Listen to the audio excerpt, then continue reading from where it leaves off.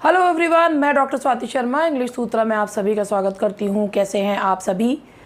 मैं भी बढ़िया हूँ और आप सब भी बढ़िया ही होंगे। आज मैं आप लोगों को प्ले पढ़ाऊँगी एज़ यू लाइक इट। उस दिन मैंने भूल गई, मैंने कहा था एज़ यू लाइक इट, पढ़ा दिया कुछ और। तो ये भी है, याद रखते हैं। और मुझे कह दिया कि मैम ने कहा था एज़ यू लाइक इट, पढ़ा दिया कुछ और। इसके साथ ही एज़ यू लाइक इट के क्वेश्चंस तो मैंने पहले ही करा दिए थे, अगर आप लोग देख रहे हैं तो। पहले मैं आप लोगों को बता दूं, आजकल मैं कुछ प्लेस जो हैं वो शेक्सपियर के पढ़ा रही हूँ, कायदे से जो है उसको डिटेल में एक्सप्लेन करके। और इसके क्वेश्चंस मैंने कराए थे। अभी तक मैंने मकबेथ पढ़ाया है और twelfth night, as you like it कहा था मगर पढ़ाया नहीं था, तो आज एज़ यू लाइक इट पढ़ाऊँगी। और इसके साथ ही मैं आप लोगों के लिए प्रीवियस ईयर क्वेश्चंस जो शेक्सपियर के आए हुए हैं वो करवा रही हूँ। प्रीवियस ईयर क्वेश्चंस है, वैसे तो आप लोगों ने बहुत चैनल्स पे ये क्वेश्चंस जो हैं वो देखे भी होंगे। और आपको लगता है कि थोड़े से अलग हैं तो देख लीजिएगा, नहीं तो कहानी सुनकर वीडियो रोक दीजिएगा बीच में। वैसे तो आप लोगों ने कई चैनल्स पे इनके जो क्वेश्चंस हैं वो क्वेश्चंस अब तो सभी प्रीवियस ईयर क्वेश्चंस करा रहे हैं, तो देख ही लिए होंगे। तो मैं भी आप लोगों के लिए एज़ यू लाइक इट, क्योंकि मैं पहले इसके क्वेश्चंस करा चुकी हूँ तो इसीलिए मैंने सोचा पहले स्टोरी बता देती हूँ। और ट्वेल्थ नाइट के साथ ही मैंने एज़ यू लाइक इट के क्वेश्चंस करा दिए थे। और अब मैंने थोड़े से प्रीवियस ईयर क्वेश्चंस लिए। तो चलिए without wasting any time as you like it के बारे में बता रही हूँ। एज़ यू लाइक इट जो सोर्स है इस प्ले का, सबसे पहले सोर्स है इसका रोज़लेट।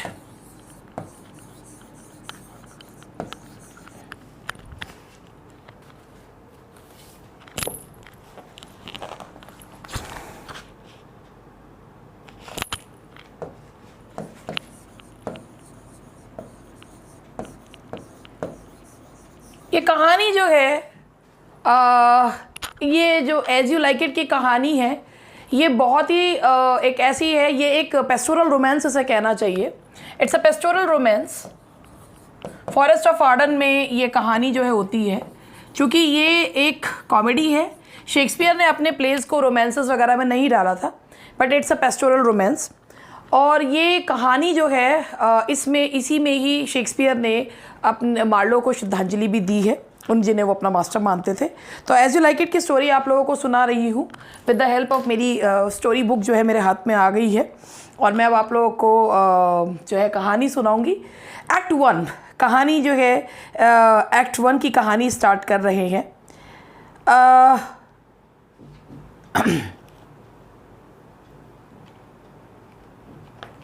एक्ट 1 जो स्टार्ट होता है, orchard of Oliver's house and Duke Fredericks palace.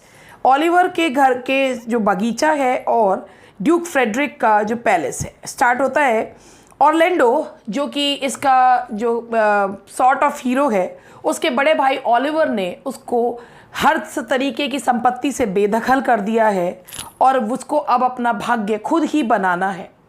Charles जो कि रेसलर है, चार्ल्स जो कि रेसलर है कोर्ट में, राजा के कोर्ट में, वो एक न्यूज़ के साथ आता है कि वो ड्यूक सीनियर को उनके भाई के द्वारा बैनिश कर दिया गया है और वो इस समय फॉरेस्ट ऑफ आर्डन में रह रहे हैं, बिल्कुल रॉबिन हुड ऑफ इंग्लैंड की तरह। ये टाइटल यूज़ किया, रॉबिन हुड की तरह जो है वो रह रहे हैं।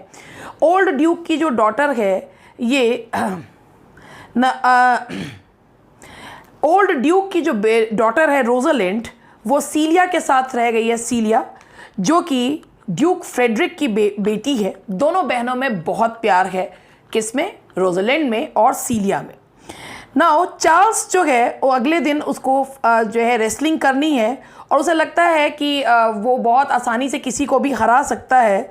अब यहाँ पर चार्ल्स जो है वो जब भी लड़ता है तो वो हमेशा जो टैक्टिक्स होती हैं उसकी, वो हमेशा गलत तरीक़ों से ही जीतता है। ओलिवर ऑरलैंडो का बुरा जो बहुत, ओलिवर ने ना केवल अपने भाई को डिसइनहेरिट किया है बल्कि वो अपने भाई को मरवा देना चाहता है। तो वो ऐसे दिखाता है कि अगर ऑरलैंडो चार्ल्स से लड़ाई करेगा तो वो तो वैसे भी मर ही जाएगा। नाउ वो सोचता है कि काश चार्ल्स ऑरलैंडो को मार दे। ड्यूक के पैलेस में रोज़लिंड और सीलिया जो हैं वो लोग आपस में बातें कर रहे हैं और जब रेसलिंग के बारे में, और जैसे ही वो लोग ऑरलैंडो को डिस्गाइज में देखते हैं, दोनों की दोनों लड़कियों को ऑरलैंडो बहुत पसंद आता है। अब उन्हें लगता है कि ऑर्लैंडो को चार्ल्स तो जो है बहुत बुरी तरीके से घायल कर देगा। अब ऑर्लैंडो जब जीत जाता है तो ड्यूक फ्रेडरिक पहले तो बहुत खुश होते हैं, but when they get to know कि जब उन्हें ये पता चलता है कि सर रोलैंड डी बॉयज़ का बेटा है ऑर्लैंडो, तो उनके पुराने एनिमी ऑर्लैंडो के फादर जो हैं वो उसके ड्यूक फ्रेडरिक के पुराने एनिमी थे। नाउ वो पहले जितनी खुशी होती है उतना ही उनको जो है अफसोस होता है कि ये लड़का क्यों जीता। नाउ रोज़लिंड, जिसके फादर जो हैं रोलैंड डी बॉयज़ को पसंद करते थे, रोज़लिंड ऑर्लैंडो को अपनी चेन जो है वो देती है और रोज़लिंड हेड ओवर हील्स जो है वो ऑर्लैंडो के प्रेम में पड़ जाती है। वैसे भी शेक्सपियर के प्लेज में हीरो हीरोइन कॉमेडीज़ में हेड ओवर हील्स होते हैं एक दूसरे के प्यार में, लव एट फर्स्ट साइट। रोज़लिंड और ऑर्लैंडो दोनों ही एक दूसरे से को बहुत ज़्यादा पसंद करने लगते हैं। ड्यूक फ्रेडरिक बैनिश कर देते हैं रोज़लिंड को कि उन्हें लगता है कि रोज़लिंड को अब यहाँ नहीं रखना चाहिए वरना वो धोखा देगी। सीलिया कहती है कि हम दोनों लड़कियाँ जो हैं फॉरेस्ट ऑफ आर्डन में चले जाते हैं। अब रोज़लिंड खुद को एक अब यहाँ जो है क्रॉस ड्रेसिंग जो है वो दिखाई देती है। रोज़लिंड गैनीमीड के रूप में जाती है क्योंकि वो ये एक बहुत फेमस डायलॉग बोलती है, beauty provoked thieves sooner than gold. अब यहाँ पे सीलिया अलीना के रूप में जाती है गैनीमीड की सिस्टर बन के, और दोनों के दोनों जो हैं वो जा रहे हैं और एक लाइन यहाँ पर बोलते हैं, to liberty and not to banishment. हम तो अब आज़ादी सेलिब्रेट करने जा रहे हैं। Now act 2 starts. Act 2 start होता है फॉरेस्ट ऑफ आर्डन से and the palace of and Oliver's house. Duke Senior जो है वो बहुत खुश हैं, वो फॉरेस्ट ऑफ आर्डन में बहुत खुश हैं और वो कह रहे हैं sweet are the uses of adversity, कि भाई परेशानियों का फल बड़ा मीठा होता है उनको। तभी एक इसमें जो सबसे मेलंकली कैरेक्टर है जिसका नाम है जैक्स, वो एक हंटेड, वो लोगों ने एक स्टैग एक डियर को मारकर उल्टा लटका रखा है भूनने के लिए, खाने के लिए, और वो उसको भी देखकर दुखी हो रहा है। वो कहते हैं सारे इंसान ना बहुत ज़्यादा क्रूर होते हैं। बताओ, एक बेचारे मासूम से जानवर को मार दिया अपनी भूख मिटाने के लिए। ड्यूक फ्रेडरिक जो है उन्हें उसको बहुत गुस्सा आता है जब ये पता चलता है कि उसकी खुद की बेटी भी जो है वो भाग गई है, और ना केवल ये दोनों गई हैं, अपने साथ दरबार का फूल भी लेके गई हैं टचस्टोन को। अब जब उसे पता चलता है कि वो ऑर्लैंडो को बहुत ज़्यादा दोनों के दोनों तारीफ़ कर रही थी, तो ड्यूक जो है वो ऑलिवर को बुलवाते हैं और कहते हैं उसको ढूंढने का समय जो है वो देते हैं।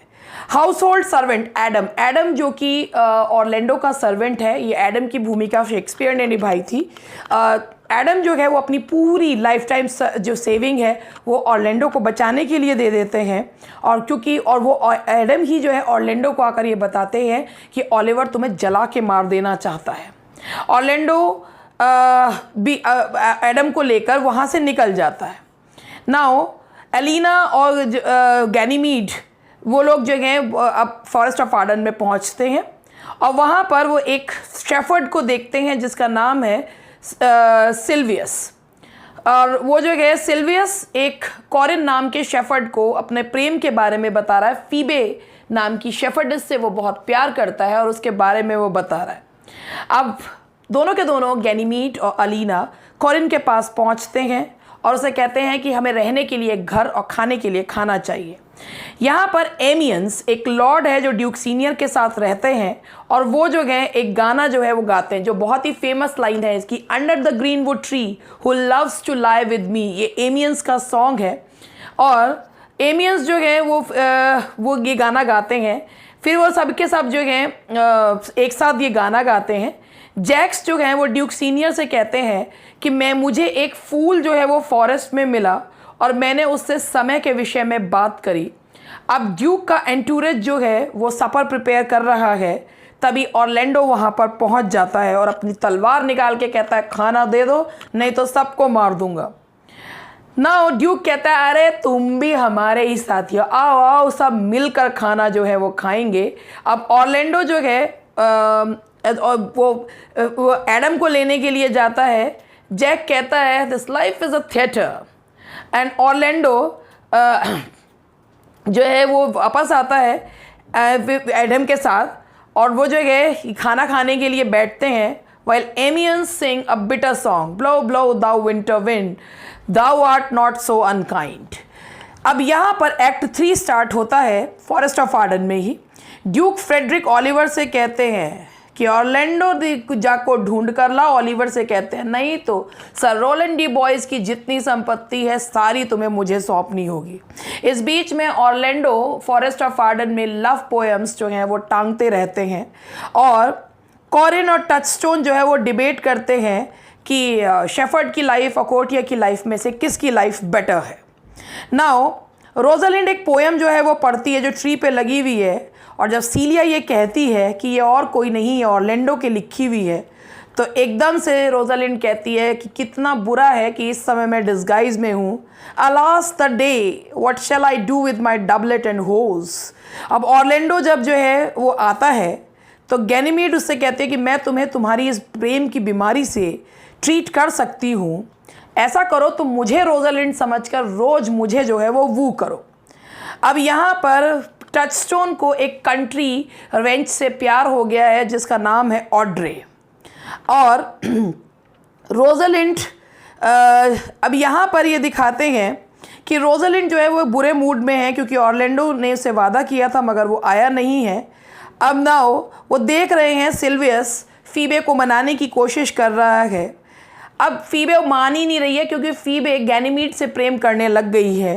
तो गैनीमीड फीबे से कहता है thank God for a good man's love, भगवान को धन्यवाद दो कि तुम्हें एक अच्छे आदमी का प्रेम मिला है।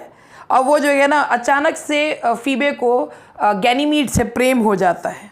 फीबे सिल्वियस से कहती है कि वो उसको जो है वो फीबे रीअश्योर्स सिल्वियस। नाउ अब यहाँ पर ये मतलब फीबे को जो प्रेम हो जाता है वो किससे हो जाता है, गैनीमीड से। मतलब रोजालिंड समझाने के लिए गई थी फीबे को और फीबे प्रेम में पड़ जाती है किसके, गैनीमीड के। Now act 4 starts. Ganymede now the late session Ganymede अब जो नाउ जिसे अब वो रोजालिंड कह के पुकारता है ऑरलैंडो को एक लेक्चर मिलता है टाइम पर और लवर पे, और ऑरलैंडो कहता है कि मैं रोजालिंड के लिए मर सकता हूँ। अब रोजालिंड कहते हैं कोई कभी किसी के लिए नहीं मरता। अलीना जो है अब यहाँ पर दोनों के दोनों जो हैं वो प्रैक्टिस कर रहे हैं गैनीमीड के रूप में। वो गैनीमीड रोजालिंड के रूप में ऑरलैंडो को प्रपोज करने की सारी टैक्टिक्स जो है वो सिखा रहा है। ऑरलैंडो कहता है कि मैं 2 बजे आफ्टरनून में आऊँगा। इसी बीच जैक्स जो है वो एमियन से कहता है कि कोई गाना गाओ, और रोजालिंड जो है वो बहुत अपसेट है जब ऑरलैंडो फिर लेट हो जाता है। लेकिन जब उसको इसका दिमाग जो है थोड़ा सा जो है वो चेंज होता है जब उसे एक लव लेटर मिलता है फीबे की तरफ से जो गैनीमीड को लिखा गया, बन गया ना लव ट्रायंगल। सडनली ओलिवर जो है वो एक ब्लडीड एक रक्त से भरा हुआ कपड़ा लेकर आता है। कोई उसे नहीं पहचानता क्योंकि उसको तो किसी ने देखा ही नहीं होता। वो बताता है कि मैं ऑरलैंडो को ढूंढने के लिए जंगल में आया था और मैं जंगल में पेड़ के नीचे सो रहा था, तभी मुझ पर एक जंगली जानवर जो है वो हमला करने वाले ही थे, लेकिन ऑरलैंडो ने बदला लेने की जगह मुझे बचाया। इस बीच में वो लाइनस के हमले से घायल हो गया और जो है मैं अचानक मेरा हृदय परिवर्तन हो गया उसके इस काइंड एक्ट को देख के। अब मुझसे ऑरलैंडो ने मुझे ये क्लोथ जो है दिखाने को भेजा है कि वो लेट हो गया है। क्योंकि उसके चोट जो है वो लग गई है। उस खून भरे कपड़े को देख के गैनीमीड बनी रोजालिंड फेंट हो जाती है और ओलिवर जो है उसको लगता है नहीं, वो फिर फेंट ऐसा उसको चक्कर से आ जाते हैं, मगर वो कहती है कि नहीं मैं तो नाटक कर रही थी। मगर ओलिवर को लगता है नहीं कुछ तो ज़रूर है। नाउ यहाँ पर now the next is act 5। Act 5 फिर फॉरेस्ट ऑफ आर्डन में है। टचस्टोन जो है वो ऑड्रे के एक सूटर है विलियम का मजाक उड़ाता है और उसे जो है भेज देता है। यहाँ ओलिवर जो है वो ऑरलैंडो को फैमिली फॉर्च्यून देना चाहता है और इसके साथ ही ओलिवर एक और चीज़, भैया वही लव एट फर्स्ट साइट कि उसको एलिना से बहुत प्रेम हो गया है। नाउ ऑरलैंडो कहता है मेरा तो जब होगा तो होगा, तुम ऐसा करो तुम एलिना से शादी कर लो। नाउ अब गैनीमीड उससे कहता है कि मैं ना मैजिकल आर्ट्स जानता हूँ, और अगर तुम सच में रोजालिंड से प्यार करते हो तो तुम्हारी कल जरूर शादी होगी रोजालिंड से। अब still in love with Ganymede, Ganymede के प्रेम में फीबे वहाँ आती है, सिल्वियस उसके पीछे पीछे आता है। गैनीमीड कहता है कि मैं सबकी विशेस पूरी करूँगा, टुमारो ऑरलैंडो की भी, और if ever she would wed any women, वो कहता है, गैनीमीड कहता है अगर मैं कभी किसी औरत से शादी करूँगा ना तो वो फीबे तुम ही होंगी। इस बीच में टचस्टोन एंड ऑड्रे वो कहते हैं हम भी शादी करेंगे। नाउ वेडिंग डे जैक्स जो है वो सोचता है कि ऑड्रे और टचस्टोन तो बिल्कुल पेयर ऑफ बीस्ट लग रहे हैं। टचस्टोन जो है वो जैक्स को एक लेसन जो है वो पढ़ाता है। Now if any man doubt that let him put me to my purgation, ये एक उसको एक लेसन जो है वो पढ़ाता है। Hymen the God of marriage arrives with cilia and Rosalind, hymen जो कि गॉड ऑफ मैरिज हैं वो सीलिया और रोजालिंड के साथ आते हैं। अब रोजालिंड अपने आप को ऑरलैंडो को सौंप देती है। नाउ हाइमेन जो हैं वो 4 शादियां करवाते हैं। नाउ अब 4 शादियां जो हैं वो करवाने के बाद सडनली जैक्स डी बॉयज़ जो कि सबसे छोटा सेकंड सन है सर रोलैंड डी बॉयज़ का, वो एक न्यूज़ लेकर आता है कि ड्यूक फ्रेडरिक जो हैं उन्होंने एक आर्मी बनाई थी ड्यूक सीनियर के अगेंस्ट, लेकिन एक रिलीजियस मैन के प्रवचन की वजह से उनका हृदय परिवर्तन हो गया और उन्होंने ये सोचा कि अपना किंगडम जो है अपने भाई को ही दे, जो उन्होंने यूज़र्प करा है उसे अपने भाई को ही सौंप देना चाहिए। ड्यूक सीनियर कहते हैं चलो अब हम जो है बहुत हो गया फॉरेस्ट ऑफ आर्डन में रहना, लेट्स गो नाउ। अब सारे के सारे जो है वो चलने को तैयार हो जाते हैं, लेकिन यहाँ पर जैक्स जो है अभी सोच रहे हैं। नाउ रोजालिंड जो है वो ऑडियंस से बोलती है कि final lines as a boy actor of the Elizabethan theatre, epilogue जो है वो बोला जाता है, if I were a woman I would kiss as many of you as had beards that pleased me. ये जो है वो लाइन बोलती है, it is not the fashion to see the lady the epilogue but it is no more unhandsome than to see the lord the prologue। तो ये lines जो हैं वो रोजालिंड की लाइंस हैं जो लास्ट में वो एपिलॉग में बोलती है। So here is the story. ये बहुत ही प्यारी सी किताब है मेरी जिसमें बड़ी अच्छे से कहानियाँ जो हैं वो दी हुई हैं। इसी में से स्टोरी बुक में से मैं आपको कहानियाँ सुनाती हूँ। ये बुक जो है मुझे एज अ गिफ्ट जो है वो मिली थी और मुझे बहुत पसंद है ये वाली किताब, तो मैं इसमें से ये आप लोगों को बताती हूँ। तो एज यू लाइक इट जो प्ले है इसका जो सोर्स है थॉमस लॉज के द्वारा लिखे जो वर्क है रोजालिंड, उससे जो है शेक्सपियर ने एज यू लाइक इट की स्टोरी ली है ना। वो ये इसके क्वेश्चंस तो नहीं है मेरे पास, मैं आप लोगों के क्योंकि वो मैं पहले ही करा चुकी हूँ, अब मैं आप लोगों को प्रीवियस ईयर क्वेश्चंस करा रही हूँ और इसमें कुछ चीज़ें मैं आपको दिखाऊंगी भी। तो नाउ यूपी पीजीटी का बैच चल रहा है। जो लोग एडमिशन लेने में इंटरेस्टेड हो हफ्ता 10 दिन में एडमिशन्स ले लें, फिर अगर डेट अगर आ गई एग्ज़ाम की अभी 2 ढाई 3 महीने बाद तो फिर हमारे लिए भी मुश्किल हो जाएगा कवर करवाना, तो फिर एडमिशन नहीं होंगे क्योंकि हम वो नहीं करते फ़ीस कम कर दें और जो है फिर पैसे स्टूडेंट्स को भर लें। और जो मेहनत करने वाले स्टूडेंट्स हैं वो एडमिशन ले सकते हैं, जो अपने आप तैयारी करना चाहें अपने आप तैयारी कीजिए, बस अच्छे से तैयारी कीजिए, एक सीट जरूर पक्की करनी है ये सोचिए। चलिए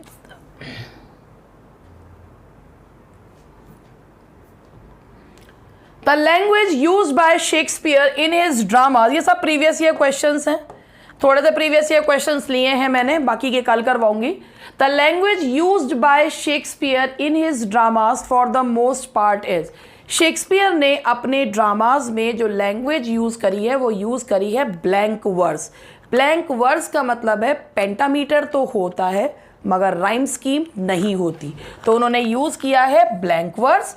ब्लैंक वर्स आपको पता है कि इसको माइटी लाइन जो है वो कहा गया था, मार्लो के हाथ में ये माइटी लाइन जो है वो हो गई थी। Shakespeare sonnet 1 to 126 generally show a re inaction of, ये आप सबको पता है कि शेक्सपियर के सोनेट्स 154 हैं जिसमें से 1 से 126 उन्होंने जो हैं वो WH को संबोधित करके लिखे हैं। तो शेक्सपियर के जो ये सोनेट्स हैं वो री इनएक्शन बताते हैं पर्सनल रिलेशनशिप। 1 से 126 उन्होंने एक रिच पैट्रन के लिए लिखे हैं, WH के लिए। ये आप कौन सा मानते हैं? दो हैं, विलियम हर्बर्ट या हेनरी रोजले। बेसिकली ये हेनरी रोजले के लिए कहा जाता है। Shakespeare dedicated his youthful poems Venus and Adonis and rape of Lucrece to the Earl of Southampton, यानी कि हेनरी रोजले।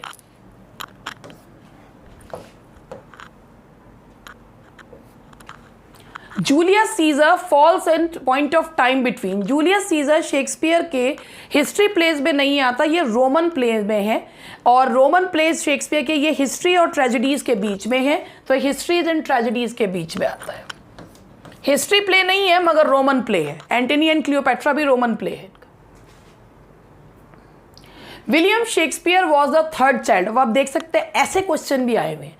विलियम शेक्सपियर के जो फादर थे वो एक ग्लवर थे, उनकी मदर का नाम था मैरी आर्डन। आप देख लीजिए यहाँ पर Shakespeare and Mary John, William Shakespeare and Mary Arden, John Shakespeare and Mary Arden, Jack Shakespeare. अब क्या बताओ ऐसे क्वेश्चंस का क्या जवाब दिया जाए, अब ये समझ में नहीं आता कि ऐसे क्वेश्चंस भी हैं।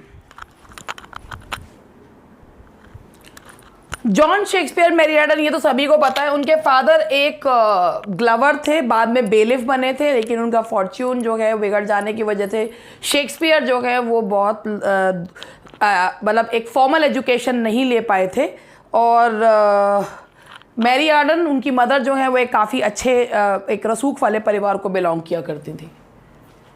Which is not Shakespeare's drama. मतलब इस तरह के क्वेश्चन देख के मुझे ये लगता है कि भाई ऐसे क्वेश्चंस भी जो हैं वो पूछे जा सकते हैं। सबसे पहले लेट्स डिस्कस अबाउट, 1 मिनट हम शेक्सपियर के हिस्ट्री प्लेस पहले देखेंगे, उसके बाद आप लोग अपने आप ही जो है वो देख लेंगे कि कौन सा प्ले शेक्सपियर का नहीं है। देखिए भाई, मैं सबसे पहले आप लोगों के सामने शेक्सपियर के हिस्ट्री प्लेस जो हैं वो लिख रही हूँ। देखो, हेनरी सिक्स्थ, ये शेक्सपियर के हिस्ट्री प्लेस लिख रही हूँ मैं। Henry sixth part 1, 2, 3, 1, 2, 3। उसके बाद है आपका रिचर्ड थर्ड, ठीक है जी, ये हो गया रिचर्ड थर्ड। फिर हो गया किंग जॉन, ये इनके हिस्ट्री प्लेस में लिख रही हूँ। फिर उसके बाद हो गया एडवर्ड थर्ड, ठीक है जी। फिर उसके बाद हो गया Richard second, Henry fourth part 1, 2, Henry fourth part 1, 2, और Henry fifth, Henry eighth, Henry fifth, Henry eighth. अब आप खुद ही देख लीजिए, वैसे तो इतना मुझे बताने की ज़रूरत नहीं थी मगर फिर भी मैं बता रही हूँ कि देखिए यहाँ पर आप खुद देखिए, टाइटस एंड्रोनिकस शेक्सपियर का वर्क है, बहुत ही ज़्यादा भाई, ये तो बहुत ही खतरनाक वाली ट्रेजेडी है। और उसके बाद Edward the second, Hamlet, Richard third. आप खुद देखिए, रिचर्ड थर्ड भी शेक्सपियर का है, हैमलेट भी शेक्सपियर का है, ले देकर एक यही बचता है, एडवर्ड सेकेंड उन्होंने नहीं लिखी, एडवर्ड थर्ड लिखी है, एडवर्ड सेकेंड नहीं लिखी, तो the correct answer is Edward the second, ये उनका वर्क नहीं है। Now the next question is, Shakespeare is indebted to one of the following sources for the subject matter of some of his plays, choose the right one। Shakespeare ने subject matter हॉलिनशेड के chronicles of England, Scotland and Ireland से उन्होंने अपने history place के कुछ part जो है वो हिस्ट्री प्लेस में उन्होंने हेल्प ली है, तो Holinshed's Chronicles. Which play of Shakespeare portrays the character of Malvolio. ये मैंने अभी आपको कुछ दिन पहले ये कॉमेडी पढ़ाई भी है, ट्वेल्थ नाइट, जिसमें मेलवोलियो का जो कैरेक्टर दिखाया है वो एक ऐसा कैरेक्टर है जो बहुत ही ज़्यादा सेल्फ ऑब्सेस्ड है, जो एक स्टीवर्ड होते हुए भी वो अपनी मालकिन के प्रेम में है, और वो जो है ओलिविया के, और वो जो है उसको बेवकूफ़ बनाया जाता है क्योंकि वो अपने दूसरों को कुछ भी काम करने से रोकता है, तो इसीलिए ये जो कैरेक्टर है मेलवोलियो का, that is in Twelfth Night. Who wrote the following about Shakespeare, others abide our question, thou art free. ये लिखा है मैथ्यू आर्नल्ड ने कि others abide our question, thou art free, तो ये लिखा गया है।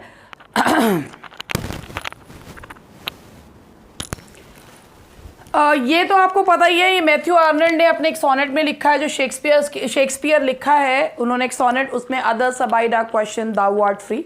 इसके अलावा बहुत से राइटर्स ने उनके बारे में बहुत का चीज़ कही है। W.J. लॉन्ग ने कहा है in a word he is a universal poet, और जर्मन पोएट गोथे ने भी उनके बारे में कहा है कि कोई भी चीज़ इतनी जो है वो उन पे असर नहीं डाली जितनी जो है शेक्सपियर के प्लेज में। बहुतों को वो पसंद नहीं भी आते थे, ड्रंकन सैवेज भी कहा है वोल्टियर ने। और लेकिन शेक्सपियर के जितने चाहने वाले थे उतने ही उनके ना चाहने वाले भी थे।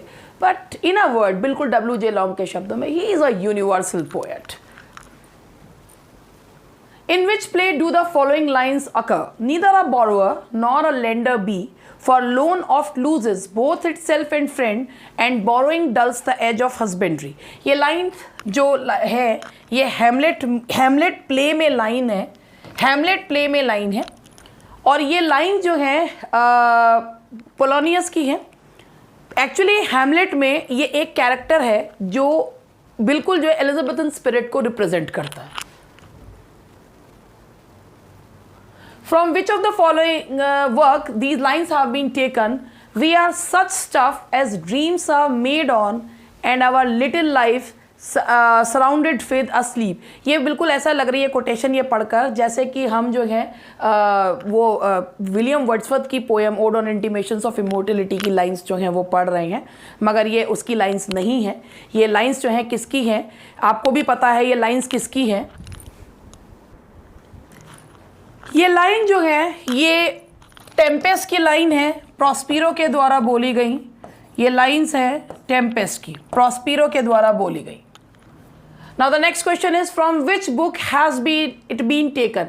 अब ये क्वेश्चन जो है, हालांकि जब ये क्वेश्चन टाइप हुआ था तभी मैंने देख लिया था कि ये क्वेश्चन इसमें गलत दे दिया गया है, ये इसका क्वेश्चन ही नहीं है शेक्सपियर का। फिर भी मैं आप लोगों को ज़रूर बताना चाहूँगी, ये एक किताब आती है, मैं किताब का वो तो नहीं बताऊंगी, आपको सबको पता, आपके पास होगी भी। उसमें ये शेक्सपियर वाले में प्रीवियस ईयर में दिया गया है और इसका आंसर भी शायद टेम्पेस्ट दिया गया है। ठीक है, तो मैं अब आप लोगों को ये बताना चाहूँगी ये टेम्पेस्ट की लाइन ही नहीं है। To be weak is miserable doing और सफरिंग, ये जो लाइन है ये पैराडाइज लॉस्ट की लाइन है और इसको जो है टेम्पेस्ट की लाइन बता रखा। तो जो उसमें से पढ़ेंगे वो कंफ्यूज हो जाएंगे। तो ये पैराडाइज लॉस्ट की लाइन है, ये उसकी लाइन नहीं है, टेम्पेस्ट की नहीं है, मतलब शेक्सपियर की लाइन ही नहीं है ये। Shakespeare was a great scholar of Latin, new a lot in Greek, had a great command over English, new little Latin and less Greek. ये बेन जॉनसन ने कहा था, क्योंकि शेक्सपियर के ने कहीं पर एक परंपरागत एजुकेशन ली या नहीं ली वो नहीं पता, तो ये है कि भाई उन्होंने स्कूल एजुकेशन ही ली, तो he knew little Latin and less Greek. Which of the following plays does not belong to the group of 4 great tragedies of Shakespeare? 4 great tragedies हैं, Hamlet, Othello, King Lear and Macbeth. Twelfth Night एक comedy है, वो tragedy नहीं है। ऐसे ऐसे question आ जाते हैं एग्जाम में। Shakespeare's play Hamlet is influenced by, वैसे तो वो गेस्टा डेनोरम से लिया गया है, लेकिन इसके अलावा ये माना जाता है कि किड के स्पेनिश ट्रेजेडी से वो इन्फ्लुएंस्ड है, तो इसीलिए दैट्स किड।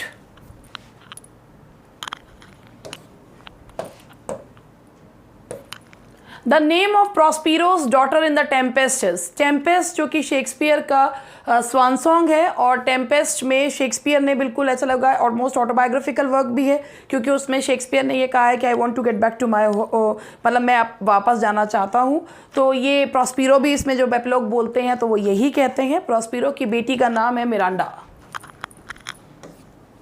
ये देखो,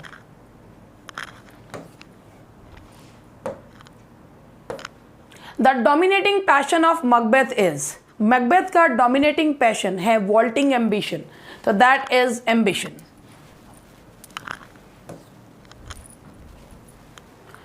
इन Twelfth Night Olivia is head over heels in love with, Olivia वैसे तो 7 साल तक मॉर्निंग के लिए कहती हैं, मगर जैसे ही वो सिजेरियो को देखती है तो हेड ओवर हील्स उसके प्रेम में हो जाती है। वायला डिस्गाइज एज सिजेरियो, भाई आंसर अपने आप ही लग गया, तो that is Viola. Shylock is a character in, Shylock जो है दैट इज ये शेक्सपियर का ये प्ले जो है वो मार्लो के ज्यू ऑफ माल्टा से काफ़ी प्रभावित होकर लिखा है और इसमें शाइलॉक जो है वो ज्यू है। The merchant of Venice, Shylock character है किसमें? मर्चेंट ऑफ वेनिस में। Shakespeare has mostly used in his place, ये मैंने अभी ये क्वेश्चन रिपीट हो गया है, ब्लैंक वर्स यूज करते हैं।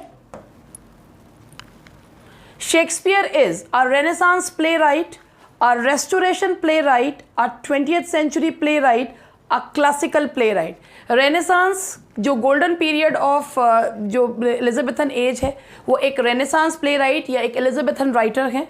दो उन्होंने अपने करियर की बहुत अच्छे वर्क्स जो हैं वो जेम्स फर्स्ट के समय में लिखे, but still he is known as Elizabethan writer, तो इसे हम कहेंगे Renaissance playwright. Who said it? How poor are they? They have no patience. What wound did ever heal but by degrees?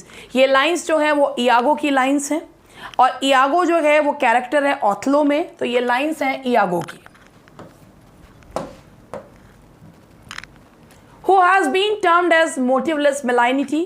मोटिवलेस मेलाइनिटी यानी कि बिना बात के ही किसी से दुश्मनी पाल लो, बिना बात के ही किसी से चिढ़ना शुरू कर दो। ये जो कहे ये किसके लिए कहा गया है? इयागो।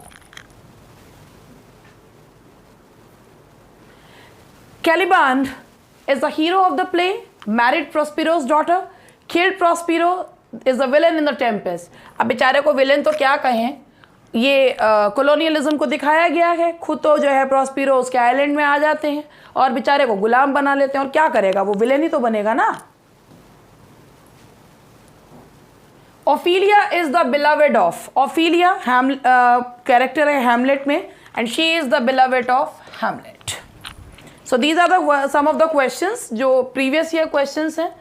तो जिस तरीके के भी क्वेश्चंस ये हैं, बट ये प्रीवियस ईयर में आए हुए हैं, तो इनमें से कुछ तो बहुत ही ऐसे लेवल के थे जो मुझे लगा कि इनको करवा के मैं क्या करूँगी, तो मैंने इसमें से भी थोड़े से ठीक ठाक लेवल के ले लिए।